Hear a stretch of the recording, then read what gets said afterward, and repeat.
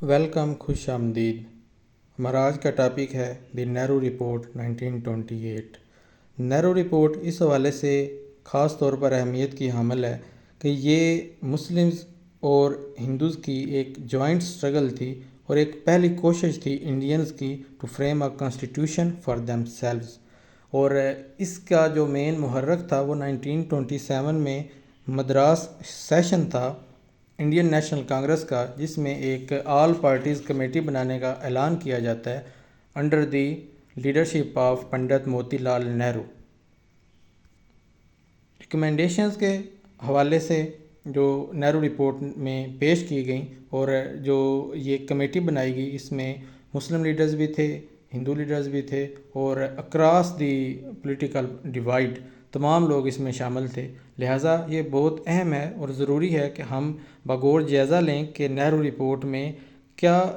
وہ ریکمنڈیشنز تھیں کہ جس کی بیس پہ بعد میں ہم دیکھتے ہیں کہ آل انڈیا مسلم لیگ اسے ریجیکٹ کر دیتی ہے۔ اس حوالے سے کچھ اہم کانسٹیٹیوشنل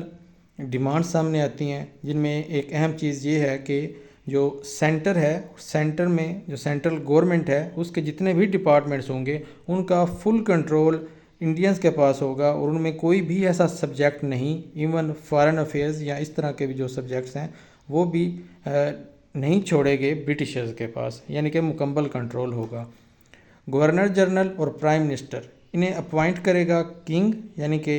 جو سینٹرل گورنمنٹ ہوگی وہ under the shadow of crown ہوگی، لیکن جو مین پاور ہے وہ پرائم منسٹر کے پاس ہوگی، گورنر جنرل کے پاس نہیں ہوگی،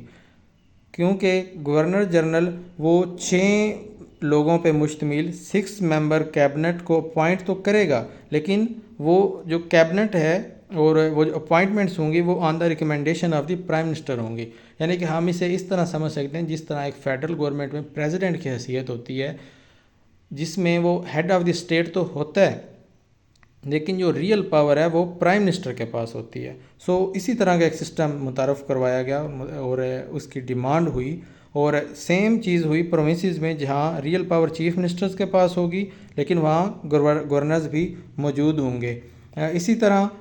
جو مختلف اسمبلیز ہوں گی وہاں الیکشن ہوگا ڈائریکٹ اڈلٹ فرنچائز کے ذریعے، لیکن یہ جو کیبنٹس ہوں گی پروونسز میں بھی اور سینٹر میں بھی، وہ رسپانسیبل نہیں ہوں گی ٹو دا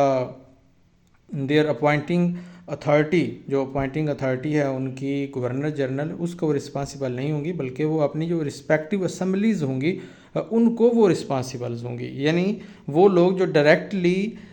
ریپرزینٹ کر رہے ہیں لوگوں کو، دا ریپرزینٹیٹیو آف دا پیپل، ان کو وہ رسپانسیبل ہوں گی۔ اس طرح ایک چیک اینڈ بیلنس کا سسٹم انٹروڈیوس کیا گیا۔ یہ سسٹم بظاہر تو ہمیں لگ رہا ہے کہ ایک فیڈرل فارم آف گورنمنٹ کو ڈیمانڈ کی جا رہی ہے، لیکن جب ہم یہ ڈسٹریبیوشن آف رسپانسبلٹیز دیکھتے ہیں اور پروونشل اٹانومی کے حوالے سے ہم دیکھتے ہیں تو وہاں ہمیں نظر آتا ہے کہ یہ فیڈرل فارم آف گورنمنٹ نہیں تھی۔ اور اسی طرح بلوچستان کے حوالے سے بھی جو بلوچستان کا سٹیٹس ہے اور NWFP کا سٹیٹس ہے وہ چینج کرنے کی بات نہیں کی جاتی، اس کی ڈیمانڈ نہیں کی جاتی، اور انہیں فل پروونشل سٹیٹس نہیں دیا جاتا، اور وہاں ریفارمز کے حوالے سے بھی بات نہیں آتی۔ یعنی کہ جو NWFP تھا اور بلوچستان تھا وہاں کوئی گورنر نہیں تھا اور وہاں کوئی لیجسلیچر نہیں تھی۔ ہم دیکھتے ہیں کہ ایون نہرو رپورٹ میں بھی اس حوالے سے کسی قسم کی ڈیمانڈ ہمیں سامنے نہیں آتی۔ اور نہرو رپورٹ میں جو مین ایشو ہمیں نظر آتا ہے وہ یہ ہے کہ منارٹیز کے حوالے سے وہ چیزیں جو آلریڈی جن پہ اتفاق کر لیا گیا تھا لکھنؤ پیکٹ میں اور دلی مسلم پرپوزلز میں، اور اس کے بعد آل انڈیا مسلم لیگ اور انڈین نیشنل کانگریس دونوں کا اتفاق ہو چکا تھا، اور 1927 کے مدراس سیشن میں انڈین نیشنل کانگریس نے بھی دلی مسلم پرپوزلز کی ڈیمانڈ کو ایکسیپٹ